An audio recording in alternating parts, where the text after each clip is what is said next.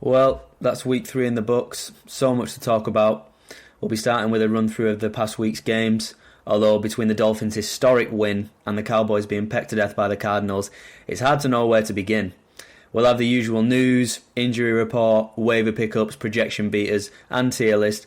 Plus, this week, Al will be locking me and Lou in the panic room to see how worried we are about certain underperformers so far this season. If you want to get in touch, share your thoughts, ask a question, tell us how rubbish we are, you can write in at inthepocketacrossthepond@gmail.com. And I'm Alex Sharples, I'm here with Alex and Lewis Brindle, and this is In the Pocket Across the Pond.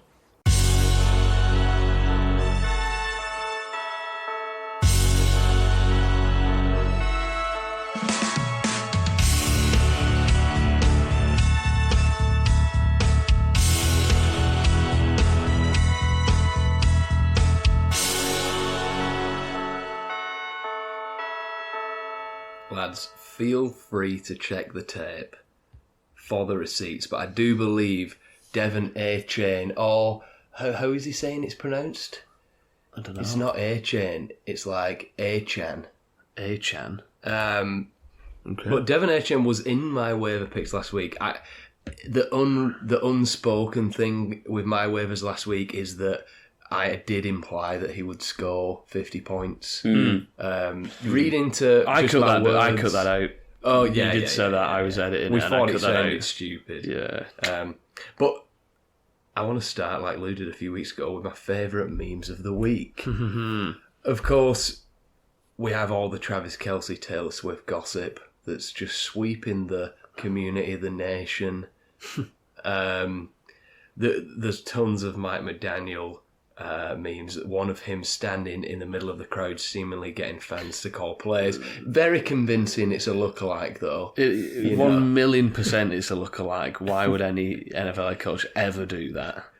Yeah, but I mean, who's gonna tell him off for doing that? Who's gonna have a go at him? He's won by 70 points. Yeah. Well, scored 70 points. Speaking of McDaniel, though, there's his redemption arc as well, from ball boy at the Broncos to coaching intern, applying for the vacancy last year, and then putting up 60 points against Denver. Hell of an arc. But my favourite meme reads as follows. Najee Harris is a physical specimen. He's 6'2", 242 pounds, and runs a 4.5 40. The problem is he's horrible at football. Correct. Fact. That's just a list of facts. We've already mentioned that Miami game, though. Let's get into the games last week by talking about that first. Denver 20-70 Miami. See, I'll just speak on it first, lads, because this made me realise the NFL this year is a little like the Premier League, in that the bad teams, the real basement dwellers, are truly terrible. In the Premier League, you're talking about Luton, Sheffield United, Burnley, Everton, Bournemouth, Wolves. All could realistically score less than 20 points over the course of the season. And this week in the NFL, we had so many teams who made you question whether they should bring in a policy of relegation. You know, so many blowouts. The games are really, really close, or complete blowouts. Yeah, I know. But we've got to talk about this one. It was amazing. What were you saying about the coaching job last year, Sean Payton? Oh, and you know what? Because he's been so coming after guys for no reason. You know, I know he was a pundit last year, so he's talking about this, that, and the other to do with the Dolphins, and even just needless comments in the off season and stuff. So it is funny to see Sean Payton, who I still do believe is a solid NFL head coach, despite getting beaten by 70 points. Stone Age. Yeah, but it is funny to see a guy like that, you know, really stubborn, one of these sort of old school guys, getting absolutely shown up by, you know, sort of this new generation of head coaches. Embarrassing. Really embarrassing. It's sort of like a game that you literally only see once in a lifetime. Yeah, usually. Lou, I know in the league that we're in, you traded for Raheem Mostert last week, didn't you? I did. I can't take all the credit for that. I was originally going after Breece Hall And the guy sort of came back at me and was like, "How about Mostert instead?" And I was like, "Yeah, fine." Fine, I'll take the running back one. I'll take the running back one, which worked out for me. I will preface that in that league I didn't win this week. How? Exactly how, but yeah, just an absolutely dominant display. Like what we've said in the past about Miami, and that it's like a hot knife carving through butter. That was it on every offensive play. It was ridiculous to watch. Everyone at the Broncos, on the defensive side of the ball, has some serious thinking to do. Yeah. Sharples, did you enjoy this one? Yeah, I mean, I had Tua Tagovailoa in the league, so it was beautiful.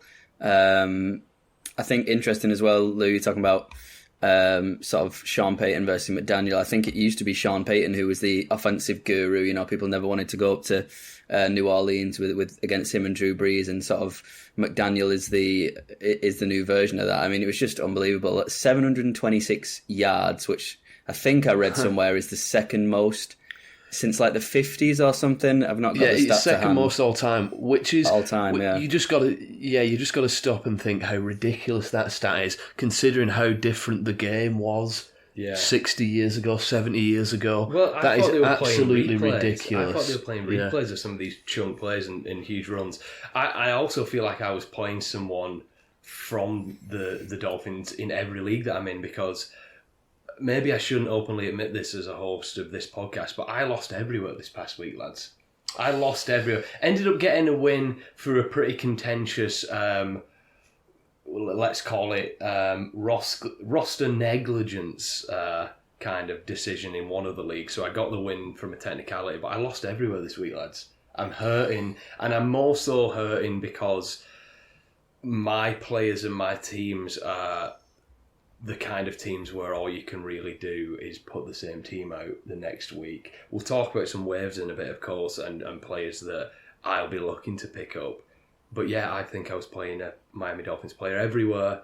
But from a complete blowout to a really close game that we all knew was going to be close, but the Chargers beat the Vikings. The Vikings are 0-3. Sharples, are they done this year, the Vikings? Tough to say, because I mean, I don't think an awful lot of their division, and you look at the weapons they've got. I still think if anyone's going to make a sort of late charge, it'll be them. But I was looking into it, and apparently only 4 teams have made the playoffs after an 0-3 start. So it's not great, but I just think they've got a solid quarterback. They've got Justin Jefferson, the best wide receiver in the league. So I think if anyone can do it, it can be them. And again, I think in their division particularly, there's scope to do it, but they've just looked bad these first 3 games. And to be honest, I wasn't that much more impressed with the Chargers, to be fair. And Brandon Staley, man, 4th quarter on your own 24-yard line. Don't run the ball. No. Yeah.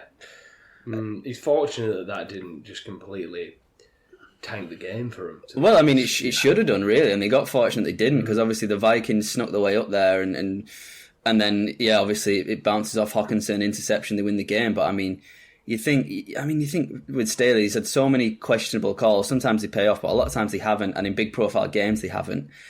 Come on, man, it's like he wants to get sacked. I don't know what his contract is, but I mean, it must be pretty cushy. He must have a good little payout attached to it. He's trying to get fired. He wants to be on the beach.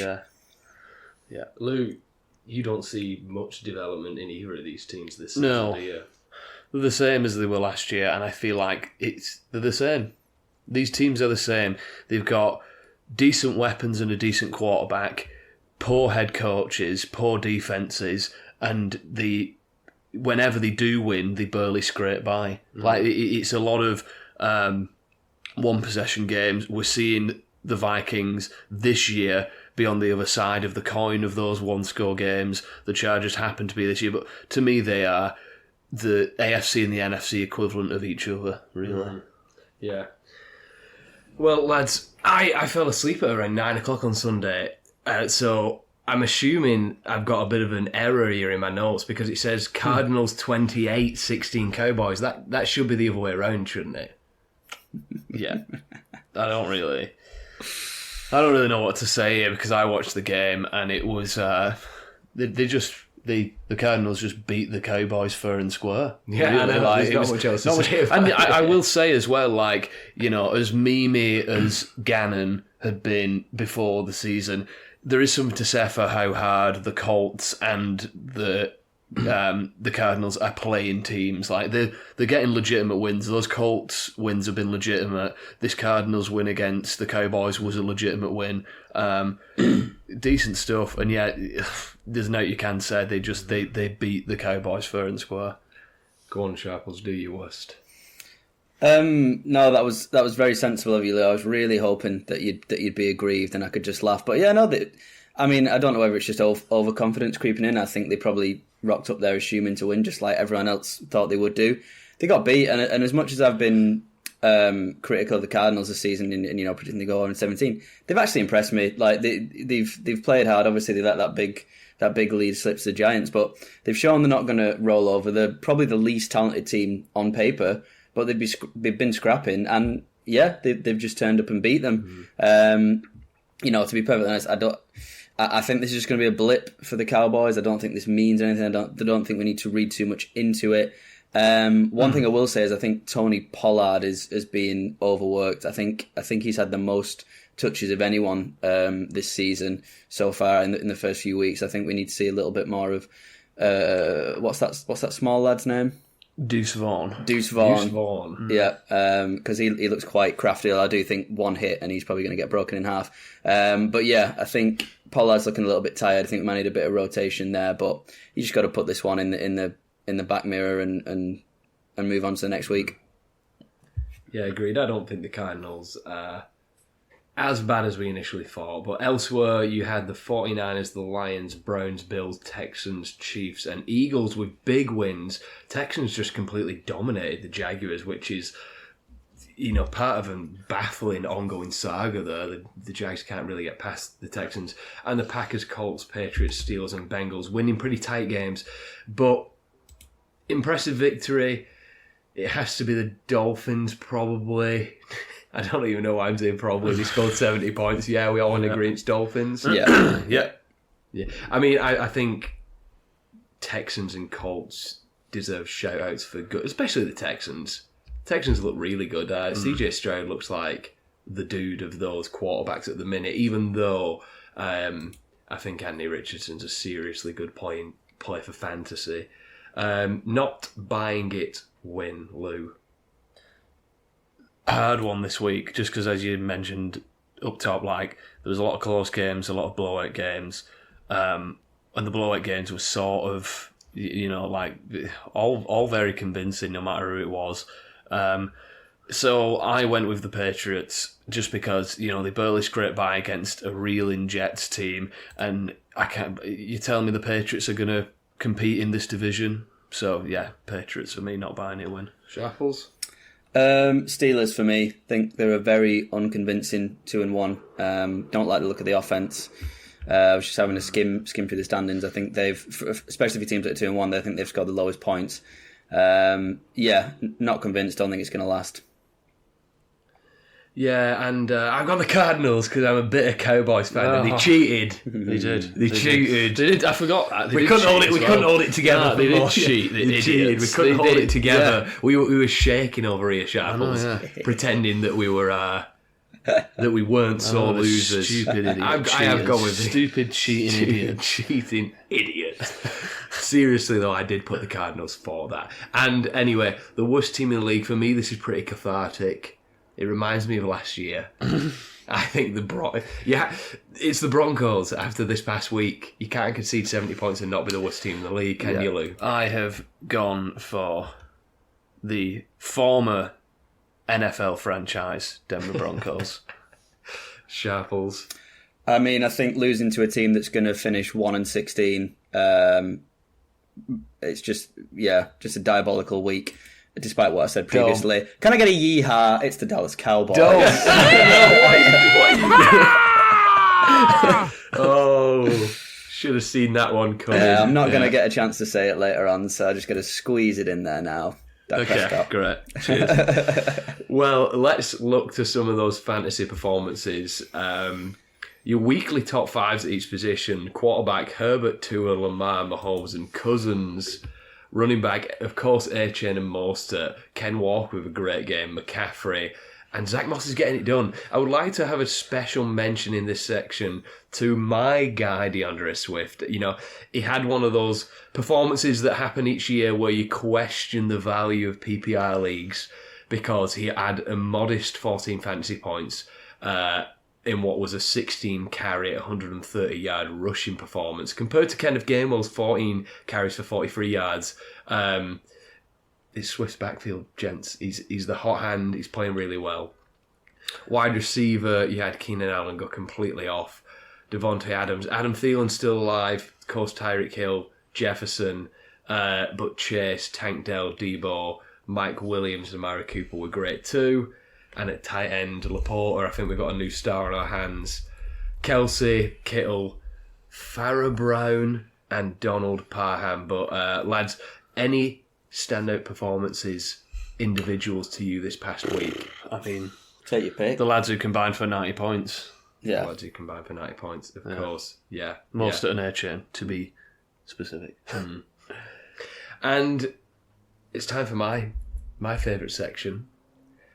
I should call it this week, heading back to the booth. Because I think the person heading for the booth is Sean Payton. Yeah. How long, realistically, as much as his ego tells him that he can turn this thing around, how long before he decides, this is enough, actually, I had a pretty cushy time of it last year. So I think Sean Payton's heading for the booth. How long? Personally. Well, is that an actual question? How long until he decides that? Yeah. Minus 2 days ago. Yeah, head to booth Sean Payton. I mean, you could argue Russell Wilson heading to the booth, but I don't think it'd be. He's not been bad. NFL commentary. He's not been bad the past 2 weeks. No, he hasn't. He hasn't. To be fair, but it's just, you know, you lose like this, and somehow it gets turned on to, okay, well, they need a new quarterback. They need an overhaul. That's Wilson. Are you sure it's not Old Man Hopkins though? Old Man Hopkins did look like Old Man Hopkins. Old Man Hopkins. Sean Payton heading back to the booth. Yeah, I think just to go back on it, I think what he'll do is demand a rebuild, get rid of everyone, and then leave just before the rebuild's about to take place. Oh, that would be. I think that's what's going to happen. He's gonna get his authority, like lay it down, get Wilson out there, be buzzing about that, get to his office and think, do I really want to spend the next 3 seasons losing and building up in this? Like, it's not even like they're in Miami; they've got the beach there. So I think he'll do that and then immediately leave before the season starts. Well, I agree with that. And Sean Payton has never had more leverage to get power from an organisation than right now, I think. Oh, wait. He just had the 4th worst loss in NFL history. Anyway. Speaking of bad things, busts this week. Josh Kelly, Derrick Henry. Drop Josh Kelly, drop him right now. Yeah, feel free to chime in. Feel free to heckle some of these names. Derrick Henry, I'm worried about. I think we'll talk a little bit more about Derrick Henry in the waivers section for reasons that will become clear. Breece Hall, AJ Dillon, Darren Waller, Lewis's favourite player. Lewis's other favourite fantasy piece, the Dallas defence, was technically a bust. And you may be thinking, lads, that I'm missing some names, but all will become clear shortly. However, it's time to quickly look at last week's projections. And I say quickly because me and Sharples just want this section over, and there's a certain person here that wants to milk this section. You need last flowers, week's to be fair. player picks, players that we thought would beat the projections. I had a stinker with Matthew Stafford and particularly Dalton Schultz, but you know how much I hate tight ends. Sharples had a bit of a stinker with Kyron Williams and Hunter Henry, but a nice pick of Jordan Love there. Jordan Love's looking good, but Lou, the stage is yours. 4 hits out of 4. He can't contain his joy on his face. 4 hits out of 4. The tight end 1. The running back 3 or 4. Listen, it just was a good week for me. Like, I've been, sort of hinting at Laporta for a little while. I'm glad he blew up. Amari Cooper is a solid target in that offense. Ken Walker, Carbonnet is nowhere to be seen. This is Ken Walker's backfield. Would you say that he is not on it like a Carbonnet? He's not on it like a... yeah, so I'd be holding strong with Ken Walker. I think this is going to be the theme for the majority of the season for Ken Walker. I think he could be like sort of last year's Josh Jacobs, where obviously he was still drafted quite a bit higher than Josh Jacobs was last year, but sort of like a round 3 to 5 running back who sort of soars and gets in that top 10. I feel like that's Ken Walker this year. And then Kirk Cousins, we knew it was going to be a shootout. It was a shootout. Just a really good bunch of picks by me. Well done. Well done, mate. That's probably the best it's going to be all year, but yes, well done. Well done, Cheers. Luke. Now, from doing that job to doing the worst job, do you want to talk us through some news and injuries? Yeah, of course, we'll start with some injuries. The big one being Mike Williams, wide receiver for the Chargers, tore his ACL in like the third, fourth quarter or something. He's done for the season. Obviously, you never like to see that for a player. Been really tough for injuries so far this year. So yeah, Mike Williams is done. We'll talk about a couple of plays you might be able to pick up, to sort of supplement that. But and then we had Derek Carr exiting the Saints game with a shoulder injury, AC joint sprain. He's going to be out at least this next week. They're calling it week to week, so just keep an eye on that. But he's going to miss this week. Jimmy Garoppolo is in concussion protocol after the Raiders game on Monday night. Or was it Sunday? Whichever one of them. Keep an eye on that. We know what concussions are like in the league now, so keep an eye on that one. And then just Nick Chubb, amazingly, somehow only tore his MCL. Impossible. On that gruesome play last week. And the timeline is 6 to 8 months, amazingly. It's going to take me 6 to 8 months to erase that image from my brain. It was at a 90-degree angle. Yeah, so the guy's body is legit. Yeah. So yeah, that's good. Not a season end for Nick Chubb, great. And then a little bit of news that came to us after we recorded last week. Cam Akers traded to the Vikings. Still don't really know what to make of that. Keep an eye on that. And then Kareem Hunt signed by the Browns, although Jerome Ford looks pretty damn good, so not sure what to make of that either. Realistically, by the way, what are you doing if you have Cam Akers? If you had him on your bench, or he was like your fringe, maybe flex play, but based on the first week or two at the Rams, you kept him on your bench, are you still keeping him? Yeah. Just to see. Okay. Well, lads, I said that I hadn't mentioned all the busts this week because I've got a bit of a section here for you called Panic Stations.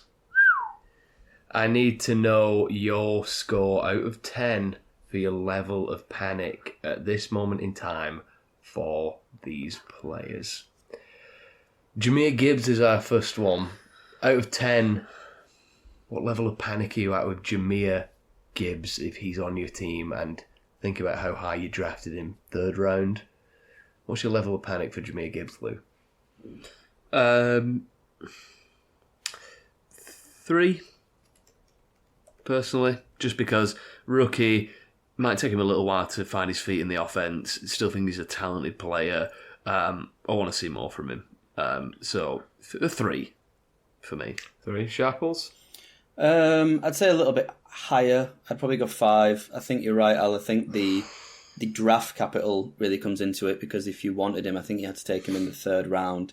And for me, it's really that the lack of receiving work because I'd seen a lot before the draft saying that he might even line up as a wide receiver. He had fair enough week 2 against Seattle. He had 9 targets for 7 receptions, but other 2 games only had 2 targets. It's really not the sort of role I thought we were going to get from him because we knew that David Montgomery going to be in there was going to probably be doing the short goal line work a lot like Jamal Williams did when it was he and Swift in the backfield. So yeah, early days, he's a rookie. I think obviously long-term dynasty, no worry at all. But we're 3 games in now. If you're just in a if you're not in a keeper league. So, I mean, yeah, 3rd round pick. There's a lot of talent that went around there. If you picked him, I think you've been disappointed with him so far. So yeah, I think 5 out of 10 for me.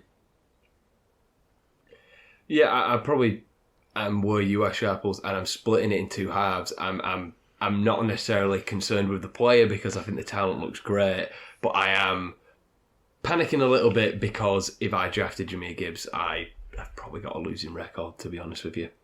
But up next, the Jaguars, specifically Trevor Lawrence and Calvin Ridley. Sharples, what's your level of panic? I'm not worried about Trevor Lawrence. I think he's going to be fine. I mean, to be fair, I think you guys were higher on him than I was going into the season if we look back at the rankings. But for me, I think he's going to be relatively solid. I think he'll end up as a, back end quarterback 1 still, maybe the 10, 11 mark. I think he'll be fine. He's got to go my weapons. Calvin Ridley, I have to say, I'm a little bit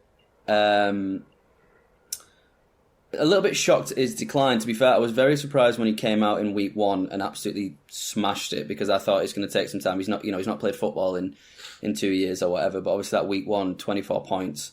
But to come out then with a 5 and a 7, he still had a good amount of targets. Just looking at it now, 8 and 7. I think for Trevor Lawrence, I'm probably at a 4. For Calvin Ridley, maybe a 7. Maybe a 7. It's not looking right in the past couple of weeks, but might be an overreaction. It's just to go from the lofty heights of week 1 to where he's been for the past couple of weeks. I haven't drafted him anywhere, but I'd be worried if I had. Lou, as a man who did draft Calvin Ridley, I would go much lower. I'd probably go 3 for both of them. Maybe Lawrence a little bit higher at 4, but no, I'm going to say 3 for both of them just because these are talented players with a good head coach who are going to get right at some point. I mean, I'm going to talk in a little bit about Trevor Lawrence, so I think that get right game is on its way. I mean, with Calvin Ridley, as you said, the targets are there, and just look at the targets. The targets sometimes aren't that good. Like this past week, he could have had a touchdown. He was just underthrown. Lawrence underthrew him, which meant that the cornerback was able to get in between him and the ball. If that ball was thrown a little bit higher, that's an easy touchdown for Calvin Ridley. I think Calvin Ridley still looks good. My only worry about him is getting back on that rapport with Trevor Lawrence that he obviously showcased in week 1. Interesting. Well, I feel as if the panic-ometer is about to break because we're going to talk about the Steelers running back Najee Harris. Lou, out of 10, if you can keep it to 10. 7. Just because it isn't up the 9-10 just because this looks like Najee Harris from the past couple of years. Okay. Like, Najee Harris has never been amazing for fantasy football. He's never been a blow you out of the water running back. Obviously, this year it's getting sort of, exemplified more because Jalen Warren's coming in and looking a bit more efficient than him, and he is struggling quite a bit. But 7 for me because this isn't out of the realm of possibility for Najee Harris for me. It sort of comes with the player, I guess. Sharps, any advances on 7? Don't get me wrong, it's not been good, but I would have to agree. Just when you look at it in the circumstances, like if you drafted Najee Harris, I feel like you sort of should have known what to expect. I think last week was more promising just for the sheer volume. Obviously, 19 attempts. Week 1 and week 2 was 6 and 10 respectively. So that's obviously panic stations. Yeah, I think it depends what you drafted him for. I mean, to be fair, I think I didn't draft him anywhere. I don't think, but what I was expecting from him was a high floor, low ceiling guy. I was looking for sort of 12, 13 points a week, and he's half. I mean, he's half in that at the minute. So yeah, it doesn't look good. Obviously, he's got Jalen Warren breathing behind his neck. I don't think they're a particularly exciting offense. I think they're going to be chasing most games, so you think they'll be throwing it a bit more. He's not really a pass catcher. Putting myself in the shoes of someone who drafted him, 8, 9, because I just don't know where the points are going to come from, if I'm being honest. Yeah, I think I agree as well. It's worrying, but maybe you anticipate some of this mediocrity. Next one is someone who I think a lot of fantasy managers are going to be interested in. It's Joe Burrow. Sharples, what's your panic level out of 10 for the highest paid player in history? Or maybe Patrick Mahomes' extension put him there. I'm not too sure. But what is your panic level for the man that earns a lot of money? Yeah, I'm still low on this one. It's still a 2-3 region. I mean, again, I'm in the comfortable position where I haven't drafted him, so it doesn't really mean that much to me. Although, we've been saying it for the past couple of weeks. If you can, and I've been endorsing that, if you can trade for him, go out and get him. So I'm not worried about him. I think there's probably still some lingering issues from preseason. Obviously, he had that calf injury. I just think this offense is too good for it not to click. And so yeah, I'd still be trying to hunt him out. I'd be trying to go for him. Obviously, if you've drafted him, I could see how you'd be very worried, but I don't think there's anything to worry about. I think he's going to come good. I think you have to, and as well, you got to think about it. I mean, if you drafted him, the trade offers you're getting now, you're selling him at his lowest possible value. Even if you don't want to play him, stash him on your bench, pick up a Brock Purdy or something off the waivers, and just give yourself a little bit more comfort. Because if you were to trade him now, you'd be trading him at his lowest possible value, and he could, he could be a league winner if he gets back to his old self by the end of it. So, yeah, 2 out of 10. Sound advice, very sound advice, Lou. Yeah, same. 2. I will preface that what we're going into week 4 now. If after week 5 we're still having these conversations about Joe Burrow, it's going to be an 8 or a 9. But for now, 2. Joe Burrow's a great player. He's got great weapons. Yeah, I'm still going to stand by Joe Burrow, still going to play him. Certainly a couple mild-mannered gentlemen tonight, but I think I've got you with this next one. Justin Fields, Lou. 9, but thankfully...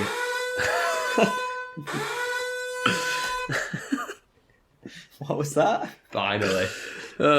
Finally. Yeah. 9, thankfully I didn't draft Justin Fields everywhere because I saw this coming.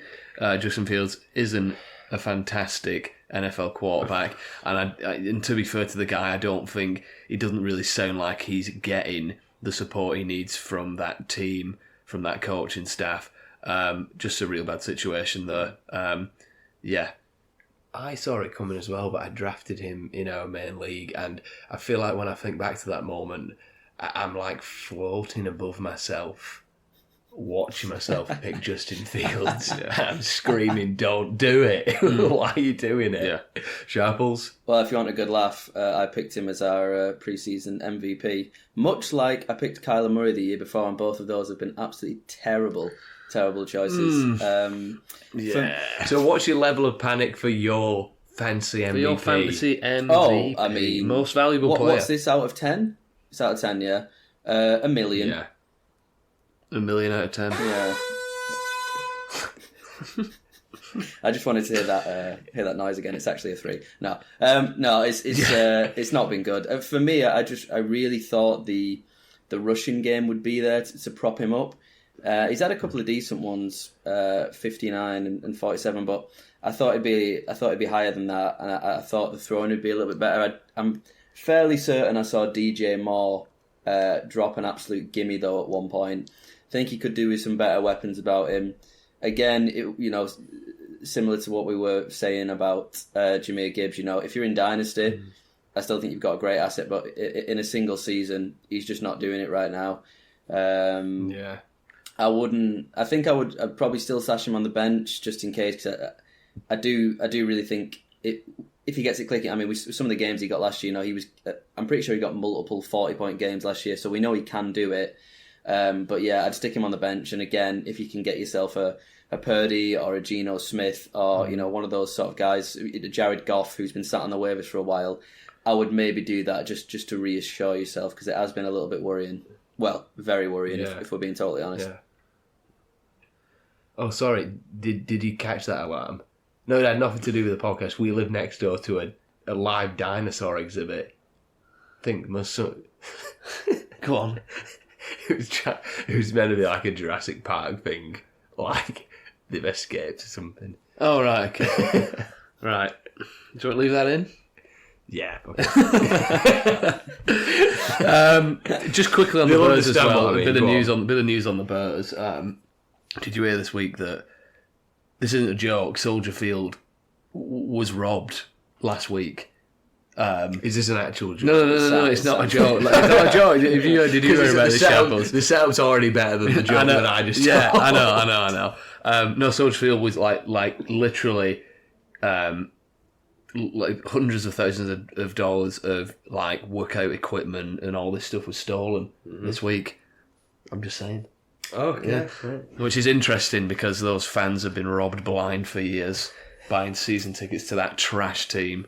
Anyway. What Funnier than my joke. was anyway. that the joke, or did you just turn into it at the end? Like Turned into it at the end because that's what I can do. My thing was serious as well. My dinosaur That was thing. serious, yeah, but no, the Soldier Field getting burgled is legit. Right. The other thing is true but funny. Well, the last bit's debatable. It's waiver time. Yeah. It's waiver time, on that note. Players that are rostered in less than 50% of ESPN leagues who we think you should look at picking up if they're still available. I'm imagining lads this week will be suggesting mostly running backs, as that starting running back landscape is pretty awful so far this year. Lou, do you want to start us off? I do, and thank you for mentioning running backs because I'm suggesting 2 wide receivers. I'm going to go Tank Dell, who is available in 23.5% of leagues, which is ridiculous. The guy is the wide receiver 13, averaging 17.4 fantasy points a game. There is no reason why he shouldn't be rostered everywhere. He, along with CJ Stroud, look pretty legit. I'd be leaning to add Dell over Collins and Woods because, you know, as a rookie, his ceiling is pretty unknown. And he has led the team in targets the past 2 games. He's becoming that number 1 wide receiver on that team. I don't know how so many people aren't picking this guy up. And then I'm also going with Quentin Johnston. Quentin Johnston, the rookie wide receiver for the Chargers. Obviously, Mike Williams, he is out for the season. Johnston, he's had a slow start, but you know he may have to emerge in this offense earlier than planned. The targets vacated by Williams sort of match Johnston's skill set as well. You know, he's. I think he was already worth a stash. I drafted him in plenty of leagues, but I feel like with that unfortunate injury to Williams, he's a must stash. I'm not promising you pick him up this week and he's going to get going right away, but I feel like in the next couple of weeks you're going to see Quentin Johnston start getting targets upon targets. Sharples? Yeah, start with the obvious one. Bubba Ray's brother, Devon A-Chain. When I checked this earlier, he was only rostered in 19% of leagues. I imagine that's going to change. 51 points, we've already spoken about it. What can you say? Not going to do that every week, obviously, but this Dolphins offense is so high-powered. You want pieces of it. And yeah, he's out there, so go and get him. Don't overthink it. And the other one I've gone for slightly more obscure, only rostered in 6% of leagues. It's Josh Downs, wide receiver for the Indianapolis Colts. Little bit of a tricky one to predict this because he had a good week against Baltimore, 12 targets, 8 receptions for 57 yards, so a respectable 14 or so points. Obviously, that was with Gardner Minshew throwing in the ball. We're not sure whether Anthony Richardson's going to be coming back. He's got that Q next to him, but I think he's worth a pickup. The Colts haven't been anywhere near as bad as we thought they were going to be, particularly the offense, and obviously Michael Pittman's the number 1 there, but I think there's scope for him to be the wide receiver too. Alec Pierce hasn't been as good as I thought he'd be. So yeah, why not take a punt on Josh Downs?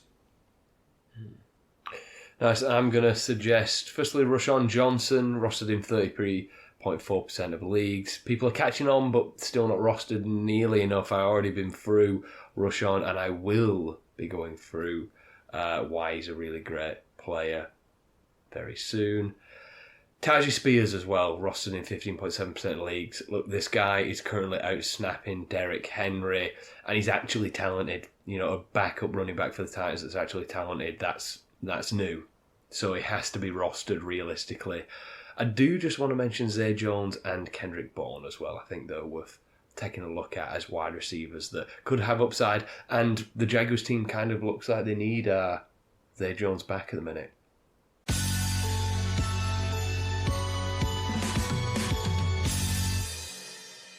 So yeah, it's worth taking a look at those players. But speaking of looking at things, it's week 4. It's right there. It's coming around the corner. Let's look at it. Let's look at the players who you should be playing.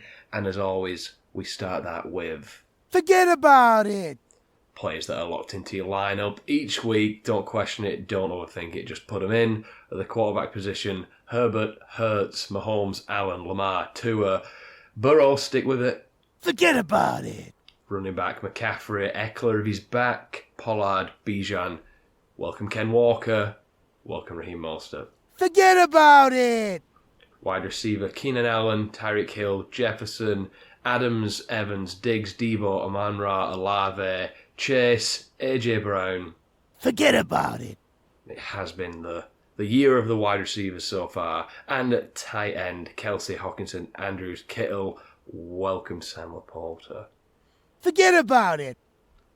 But into our projection beaters, the players that we're going to suggest each week that we think are going to outscore their ESPN projections and are more than worth starting in your lineups. If you're having those start-sit decisions, you hear a name here, go with that player. We'll start at tight end. We'll get it out of the way. Lou, who have you got? I am going with Evan Engram, tight end of the Jaguars. Listen, despite the Jaguars have been underwhelming, but despite that, Engram's been as reliable as you'd want from a tight end. 18 receptions, 173 receiving yards through 3 games, averaging 11.8 fantasy points. That's as good as gold, really. No touchdowns yet, but that could change this week against a Falcons team who are one of the better matchups for tight ends. Through 3 games, they've given up over 15 fantasy points per game to the position. And also, myself and Alex Brindle and our older brother, we're going to the game in London. So I think it'll just be incredibly fun to have some players to root for and watch closely for this section at that game. So incredibly excited to have Evan Engram as my tight end. Yeah, this one's at Wembley, not at Spurs Field. Sharples, who's your tight end this week? Who's beating that projection? Well, let me preface this one first, boys. They've been doing some painting in the corridor of my flat, and I think I might be high from the fumes because I've gone for Kyle Pitts. Wow. I don't know why. Don't ask me why. I've not got any sort of logic or reason behind it, other than he got 9 targets last week against Detroit. I don't know. I've just got a feeling on this one. Jacksonville, similar to what Lou said about Atlanta, are giving up a fair amount of points to tight end this season. And I don't know. I think it's definitely my heart over my head. I just think he's got a big play in him. It could well be like 1 catch, but I think he's going to go big. And I just think he's going to do something.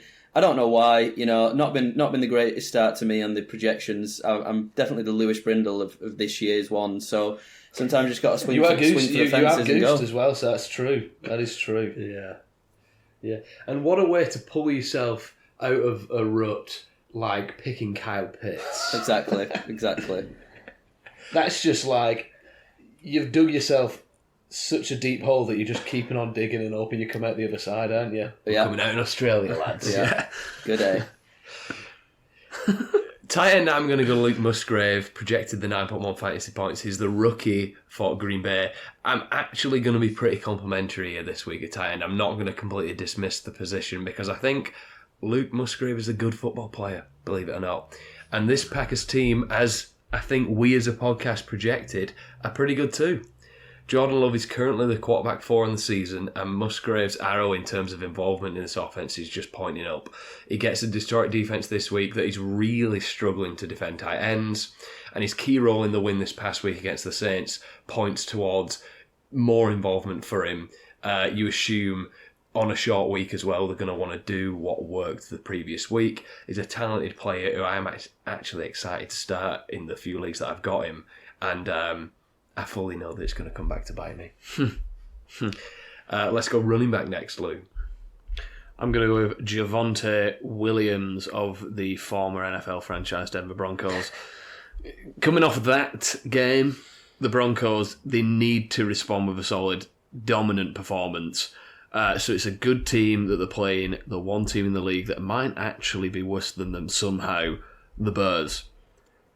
Hilariously, despite the Broncos conceding 70 points last week, Vegas betting odds, right, have the Broncos favoured by 3 points. Let me just delete that from my notes because I had that in... Yeah, that's how bad the Bears are. Just repeat it a minute later, Al. That's what I do. Oh, yeah. I'm gonna Yeah. undo that delete. Did you know as well that Jared Goff... Never got that one down. Yeah, He started a new streak. Yeah, he started a new streak. He did. So many quarterbacks have been starting new streaks as well. Tell them chill out. I do think They just- speaking of it, sorry, I do think Justin Herbert is just set the Chargers record for longest without an interception on around the 200 mark. I think I read that somewhere. Okay. Yeah, probably because I said it to you. at some point Yes, that was recently. it. I heard it from you 2 minutes ago. Yeah. Anyway, Javonte Williams, the Bears just gave up 153 rushing yards and 2 touchdowns to Kansas City. Obviously, I don't expect the game script of this game to be the same as that one, but I do think there can be quite a few opportunities for the Broncos running game in this matchup. The Bears, they can't score the bottom 5 in both points per game and total offense. And Williams, his usage has been nice, to be fair. It's been nicer than I thought it would be. Through 3 games, he's averaging 11 rushing attempts and 4 targets per game, which, we didn't know how this was going to shape up with him and Samaje Perine, but, he outsnapped Perine last week. I think we're slowly seeing Williams take back that lead role that he won last year before he got injured. He's yet to score this year. I think this game provides him with plenty of opportunities to do so in a matchup that, as I've said, Denver are going to want in a big way to prove that they are actually still worthy enough to play in the National Football League. Sharples, who's your running back? I've gone for Zach Moss this week of the Indianapolis Colts. He's against the Rams, obviously no joke, good defense there, but just the sheer amount of volume he's been getting. 18 in week 2, 30 carries in week 3 against Baltimore. Turned that into 88 and 122 yards respectively. Just think he's getting too many touches for him to not beat the projection. He's projected 14.3 at the minute. Yeah. And not only is he getting everything on the ground, he's also had a few targets in each game as well. Got himself a receiving touchdown last week against that receiving touchdown as well literally gave a new definition of the phrase "getting mossed." Moss, yeah. People refer to Zach Moss now. Yeah, that was legitimate mossing. Yeah. Literally. Yeah. So I just think there's too much volume to ignore. So despite the fact he's going against a staunch defense, I just think for how many times he's going to touch the ball, 14.3 is very beatable. So yeah, Zach Moss this week for me. And I'm going to go for Rashawn Johnson.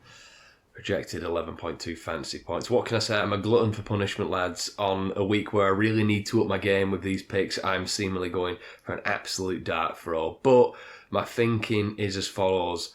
Good player plus opportunity due to game script. So Rashawn Johnson, rookie running back out of Texas. He's a really good, really versatile running back.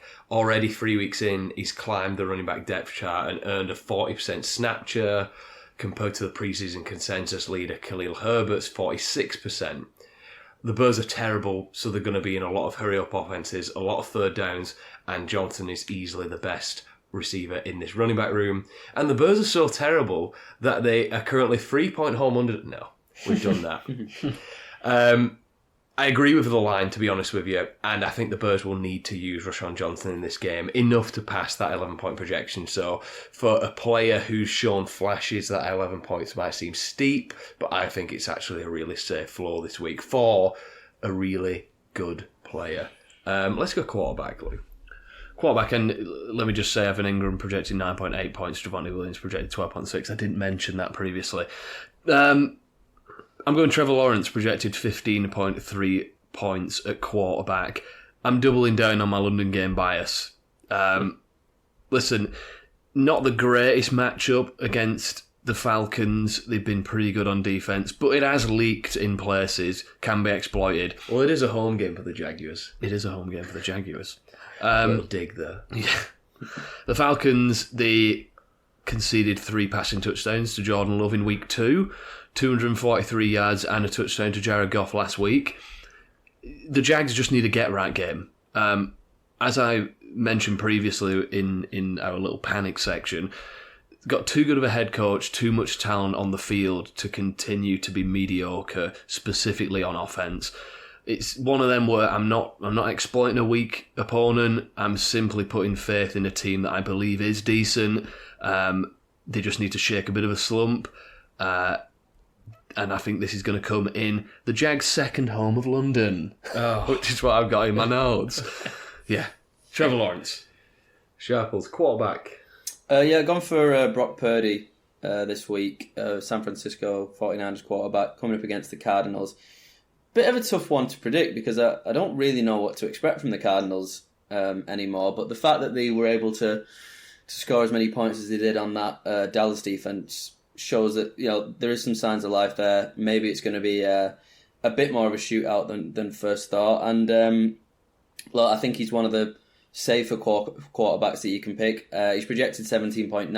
I don't think he's going to bust, whether he's a hit or not, considering he's not scored more than 20 points yet this season. It's a little bit of a risk, but I just think, similar to what Lou said, it's a good team, it's a good offense, and I think you just got to take players who are in those. I mean, 310 yards and 2 touchdowns last week. Just need 1 extra touchdown from him against the Cardinals, and then I've hit my target. So hoping for maybe a little bit of a breakout game for Brock Purdy. He's been steady so far, but this is going to be the week where he plants that flag and gets himself in the top 10 quarterbacks, I think.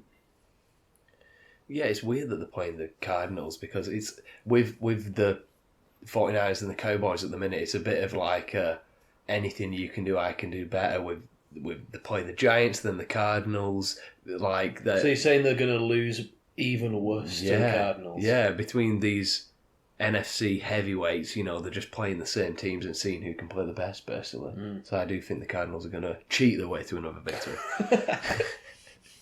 Yeah, probably. Quarterback, I'm going Jameis Winston, projected 14.4.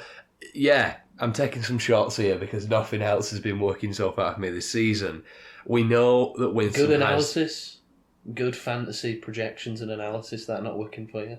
Not for my teams, no, mate. We know that Winston has the ability to go nuclear. We've seen it once for an entire season. With this one, I'm fully buying the revenge game narrative. The Saints are playing the Bucs. Winston looked a little rusty when he came in this past week, but with a full week of practice, I think he'll be good to go. He did help the Saints average more yards per player than Carr did when he came in, most likely due to him being way more of a gunslinger than the often pragmatic Derek Carr. I also think that the Saints have to throw the ball in this one because it was a Bucs team that's proven they can score. Okay, it was a rough game against the Eagles, but that's the Eagles. And a Saints run game that isn't what it once was, They are going to have to use those wide receivers. Jamal Williams is on IR, and okay, you're getting Alvin Kamara back, but where is Alvin Kamara arguably most dangerous? It's through the air. So I think Winston's a quarterback that you can play if you're having quarterback issues, and one that I think is going to surpass his projection like many fringe quarterbacks have this year so far.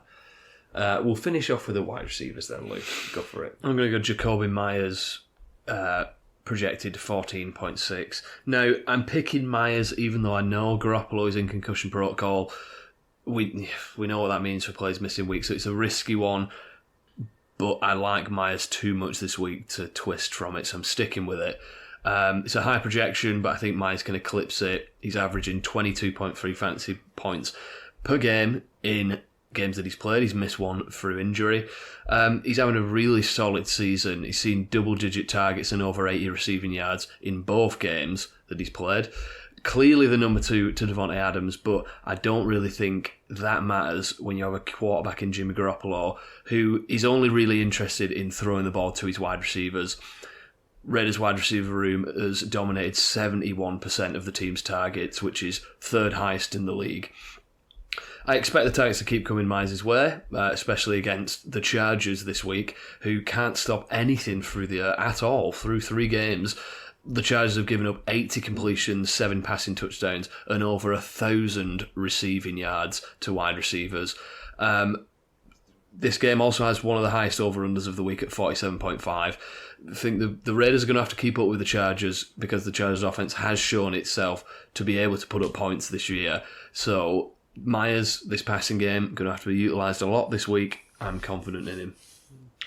Sharps, round us off with your wide receiver. Yeah, I'm going for a guy that I drafted very late on. He's been sat on my bench for the first 3 weeks, but he's forced his way into my starting lineup. Currently the wide receiver 9 on the season.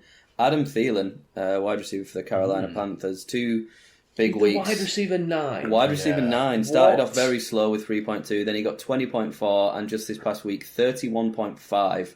No way, I did not know that. Yeah. And I will say the first 2 weeks were obviously with Bryce Young. Last week was with Andy Dalton, so I'm hoping it's going to be Andy Dalton again when they face Minnesota this week. A little bit of a revenge game for Thielen too. I think he was drafted by the Vikings, spent a good number of years there. He's projected 13. The Vikings, yeah, 13.2. And yeah, I mean, 14 targets last week, 11 receptions, 145 yards for a touchdown. Probably heavily dependent on whether it's Andy Dalton there or not. I'm hoping it is. But even if it's Bryce Young, I don't see him busting. I don't think he'll have quite as many targets. But in that second week with Bryce Young, he had 9 targets, 7 receptions, touchdown for 20 points. And so I think he's relatively safe. And obviously he's got that big ceiling. Vikings defense, obviously we've been talking about them earlier, not great. Potential for a high-scoring game. And yeah, hopefully that little bit of revenge. Hopefully they're going to target him in the red zone. Adam Thielen, let's see what he can do. I knew it was going to come full circle and it would work out eventually. Do you remember I said about dinosaurs before? Yeah. Adam Thielen's old. There we go. Yeah. On the other end, always stick with a joke, no matter how crap it is. On the other end of the spectrum, I'm going Tank Dell. Projected 12.2 fantasy points. Dell, rookie wide receiver for the Houston Texans, fully broke out this past week. He was really good the week prior with 7 for 72 and a touchdown, but this week 5 for 145 and a touchdown, the most single game receiving yards by a rookie in Texans history. He looks really fast. CJ Stroud looks really good. He's thrown a ton of yards, and this Texans team looks like a together unit under DeMeco Ryans. Do I think they'll all of a sudden be a revelation? No. Do I think they're even going to have a winning record at the end of the season? No. But do I think they'll be able to score 1,000,001 more points than they did last year? Absolutely yes. As much as we expected Nico Collins to be the number 1 on this team, I think he's been good, but you can't ignore what the rookie's done this past few weeks. Plus, we've seen Collins for a couple of years now. We know he's a nice wide receiver, but guys like him who are in the league a few seasons, they're highly unlikely to break out all of a sudden, whereas Dell on the other hand is that unknown commodity. Regardless of his collegiate tape, how highly rated he was or wasn't, the possibilities in the NFL are endless, hence why I feel he's so much more exciting season long than Collins. And this week he gets to play the Steelers as well. That pass rush, yeah, it's not going to be fun for Stroud, but the Texans are passing the ball at the 8th highest rate in the league, so I don't see that suddenly stopping based on this matchup. And look, you don't get 17 targets over 2 games as a rookie unless you earn them. You don't lead the team in first reads unless you earn it. I think Dell almost surpasses that 12-point projection mark on yards alone this week in a game that the Texans really should feel as though they could win. But we'll finish off, as we always do, with Alex Sharples and his Week 4 game tiers. Is it better than last week, Sharples? I feel like we had a heavy meh section last week. We did. I've tried to be more optimistic, and there is a more even split between good, meh, and bad.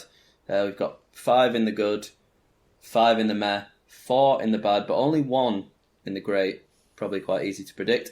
But we'll start with the bad. You might have a couple of complaints on these, but Titans, Bengals, Saints, Bucks, Bears, Broncos, early contender for toilet bowl this season. Texans, Steelers. That's toilet bowl World Jets, Series, Chiefs, mate. because I'm just so low down on the Jets right now. Yeah. I think the Bengals-Titans one is... There's still 2 good teams. It's 2 different narratives. Whether it's the Bengals not being all like fully at it, and the injuries, and then the Titans also being a really well coached team, but maybe coming to the end of the cycle. So yeah, you want it to be a better game than this season has you believe it will be so far. I feel like I'm pretty sure I've picked the Bengals to be at least good in the past few weeks, and they've let me down. So I had to just, send them to the naughty step for 1 week, and hopefully they'll get themselves out of it. Moving on to the meh, we've got the Jags, Falcons, Colts versus the Rams, Panthers, Vikings, Eagles versus the Commanders, and the Giants versus the Seahawks. Okay. Yeah. All right. Happy with them? Sounds about right to me. Okay. I think we are over here, mate. Yeah, we're happy with them. Yep, good to know. Into the good, we've got the Packers versus the Lions. Browns, Ravens, I undernard about, but I'm being optimistic. It's, into division, so Browns, Ravens in there. Chargers, Raiders. Ravens. Raiders haven't started great, but I've just got a good feeling about this match. Got the Niners against the Cardinals. Hopefully the Cardinals going to come out swinging like they did against the Cowboys. And then finally the Cowboys versus the Patriots. 2 stingy defenses playing each other in that one. Yeah. I think you could argue that the Lions Packers is great, looks great with the rivalry and all that, and the 2 teams playing as they are at the minute. If there's one game that could creep into that great section, I think it's that. I agree. I think the Browns Ravens has the potential to be like 10-6 or something stupid like that, really. And to finish it off, the lone great game, as I make it, Bills Dolphins. Don't think there's much to complain about on that one. Yeah, that's going to be great, and that's at 6:00 as well. Like that is a prime time game I've ever seen. This is why they shouldn't I'm sure many people have said this over the years, but they shouldn't lock in those prime time games. Before the season, because you never know how a team's going to shake out. You never know if your star quarterback's going to get injured. You never know if a team is going to score 70 points and then come up against a division rival the next week. You never know if you're going to make people watch Zach Wilson on TV. Quick one, lads. Guess the spread on that Dolphins-Bills game. Oh my days. I would say that's really tough. It's in Buffalo, isn't it? If it's in Buffalo, I would go Buffalo -3. Sharples. Oh, yeah, I think that's about right. Yeah, it is Buffalo -3. I'm taking the points with Dolphins there, I'll be honest with you. Yeah? Points, yeah. Interesting. I'm not sure. Yeah. But last week we had to retire the closing thought segment because we had an email, but I think we're going to have to unretire it because no emails this week. So as for closing thoughts, I would just like you to, and everyone who listens, to go and look up the video of the Jets fans' teeth falling out. He was that angry at Zach Wilson. Yeah. So that can be a nice closing thought for this week. Please do email in some questions. If you have any, we'll be more than happy to read your questions, your thoughts, your insults out in this part of the podcast. But thank you very much for listening. If you go into any of the London games, enjoy. I'm sure we will. And see you in the next one. Goodbye. See ya. Bye-bye.